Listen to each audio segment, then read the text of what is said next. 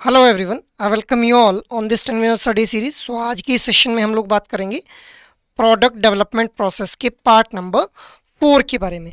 So before moving ahead I just want to tell you guys कि भाई अगर अभी तक आप लोगों ने जो ई बुक लॉन्च की गई है बाय द एड्यूटैप, अगर आप लोगों ने अभी तक इस ई बुक को एक्सेस नहीं किया हुआ है तो आप लोग इस ई बुक को जो है वो इस वीडियो के डिस्क्रिप्शन में एक लिंक दिया गया है, वहाँ से जो है वो इस ई बुक को एक्सेस कर पाएंगे।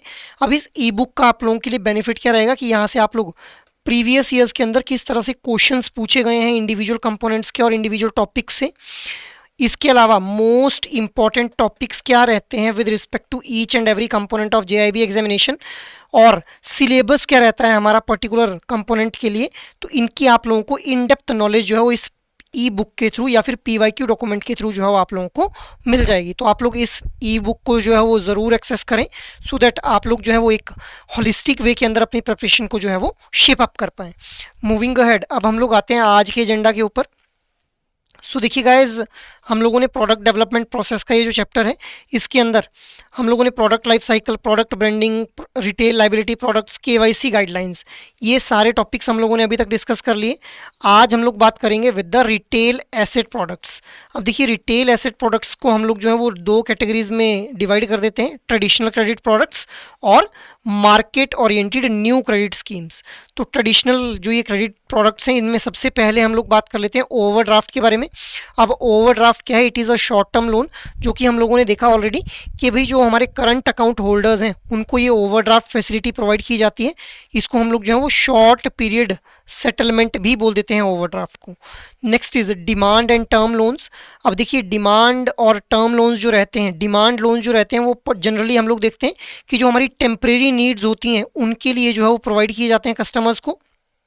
जैसे वर्किंग कैपिटल के लिए डिमांड लोन प्रोवाइड किया जाएगा। और टर्म लोन की अगर हम लोग बात करें सो टर्म लोन्स जो हैं ये हम लोगों ने, जैसे अगर किसी कंपनी ने कोई एक्सपेंशन करनी है, कोई मशीनरी परचेज करनी है, उस केस में जो है वो हमारा टर्म लोन प्रोवाइड किया जाता है।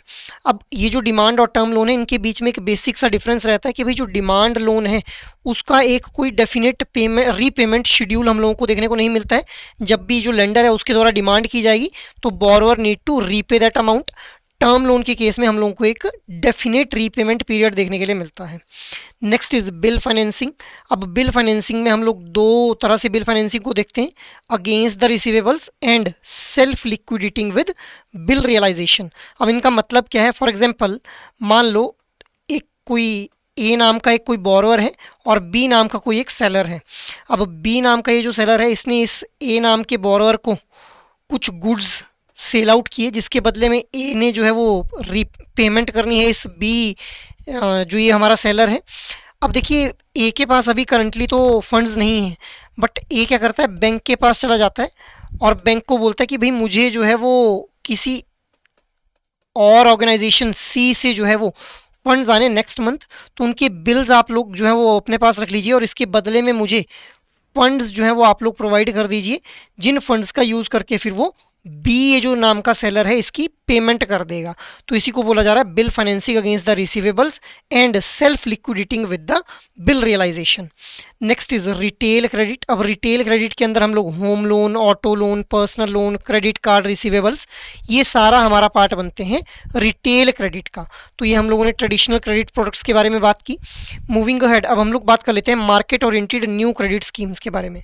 सो देखिए ये जो market oriented new credit schemes हैं these are actually the tailored और निश लोन्स, जहाँ पे स्पेशल कस्टमर्स के लिए जो है वो अलग अलग तरह के लोन्स को डिज़ाइन किया जाता है। जैसे प्रोफेशनल्स के लिए अलग तरह के लोन्स डिज़ाइन किए जाएंगे, डॉक्टर्स, लॉयर्स के लिए अलग अलग तरह के लोन जो है रिक्वायर किए जाएंगे, क्योंकि डॉक्टर्स की रिक्वायरमेंट अलग रहेगी विद रिस्पेक्ट टू लोन। अब मान लो कोई एक डेंटल डॉक्टर है जिसने अपने क्लिनिक के अंदर जो है वो एक डेंटल जो चेयर रहती है उसको सेटअप करना है, उसको परचेज करना है, तो उसके लिए अलग तरह से लोन जो है डिज़ाइन किया जाएगा।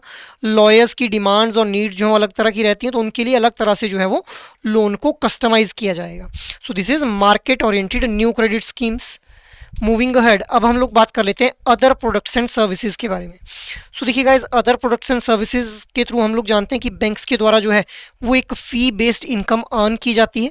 अब इनमें हम लोग सबसे पहले बात करेंगे रेमिटेंस सर्विसेज के बारे में। रेमिटेंस का मतलब क्या है? ट्रांसफर ऑफ फंड्स जहाँ पे इन्वॉल्व रहता है। सो ड्राफ्ट्स के थ्रू हम लोग रेमिटेंस करते हैं, चेक्स के थ्रू, एनईएफटी, आरटीजीएस और मोबाइल बैंकिंग के थ्रू। सो ये हमारे पार्ट बनते हैं रेमिटेंस सर्विसेज का under the other products and services, क्योंकि बैंक को जो है वो इनके थ्रू भी एक फी बेस्ड इनकम जो है वो अर्न होती है। Next is non fund based services. Non fund based services में हम लोग बात करते हैं bank guarantee, letter of credit and co acceptance of bills के बारे में। अब बैंक गारंटी का मतलब क्या है कि मान लो कोई एक इंडिविजुअल है ए और एक इंडिविजुअल है बी। अब ए इंडिविजुअल ने जो है वो बी इंडिविजुअल से कुछ गुड्स एंड सर्विसेज को परचेज किया। अब अगर ए इंडिविजुअल जो कि बोरोवर है अगर वो डिफॉल्ट कर जाता है तो उस केस में जो है वो बैंक गारंटी देता है कि अगर ए डिफॉल्ट कर जाएगा then we will be paying the amount.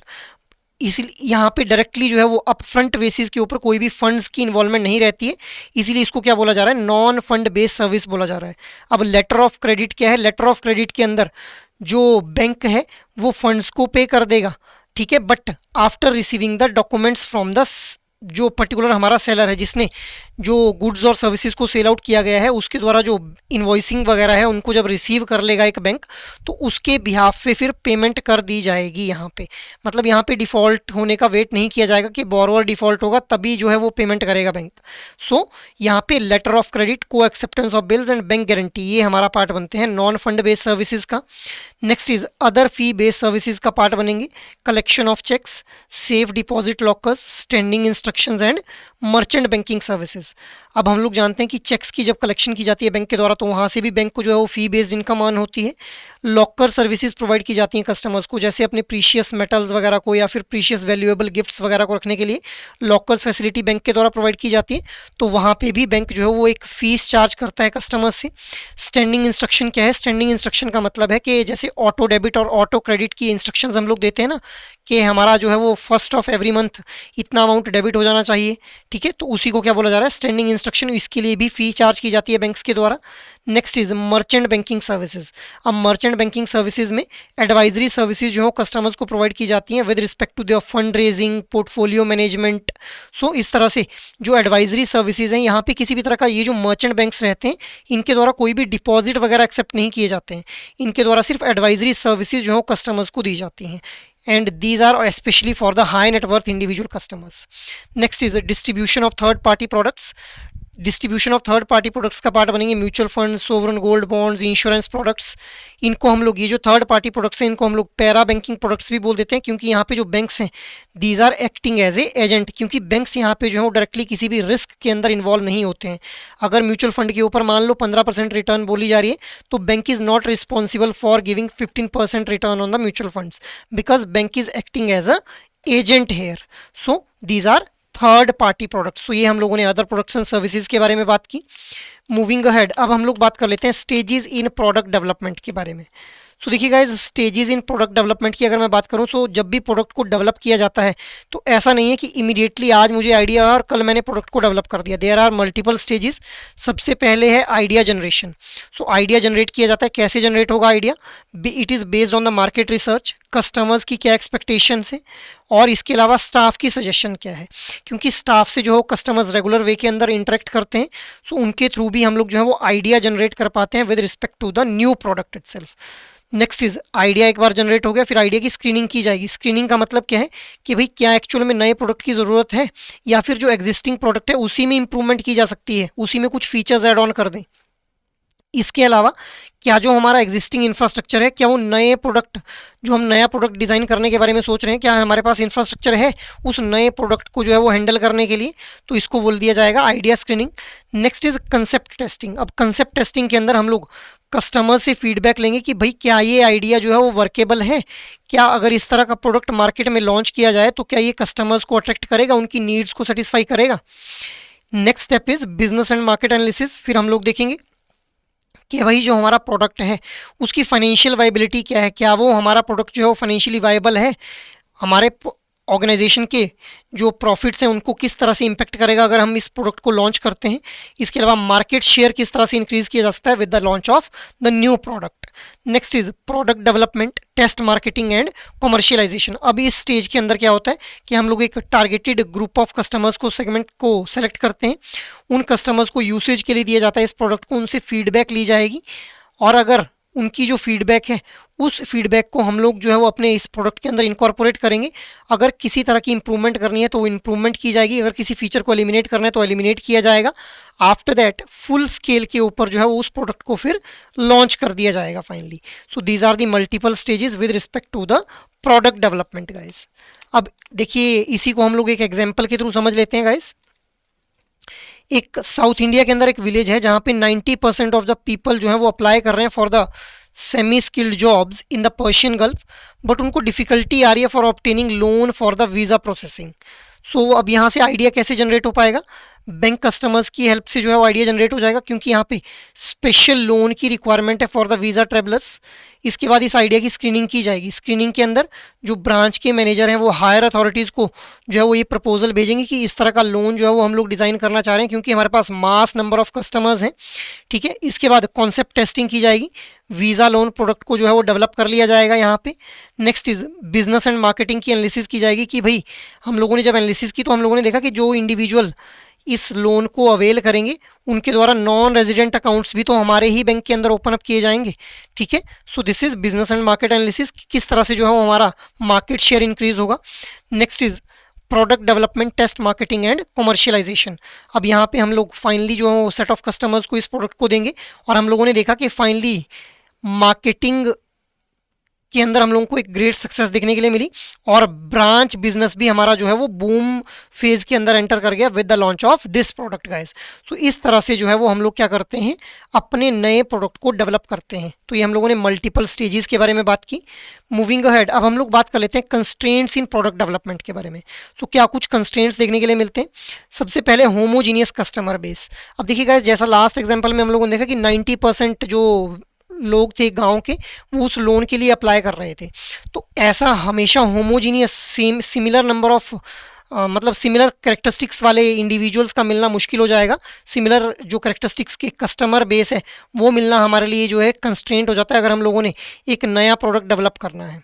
इसके अलावा प्रोडक्ट ऑब्सोलिसेंस। प्रोडक्ट ऑब्सोलिसेंस का मतलब क्या है कि अगर हम लोग अपने प्रोडक्ट को टेक्नोलॉजी के साथ अपग्रेड नहीं करेंगे सो हमारा प्रोडक्ट जो है ऑटोमेटिकली मार्केट से वेनिश आउट हो जाएगा। So this is also a constraint with respect to the product development.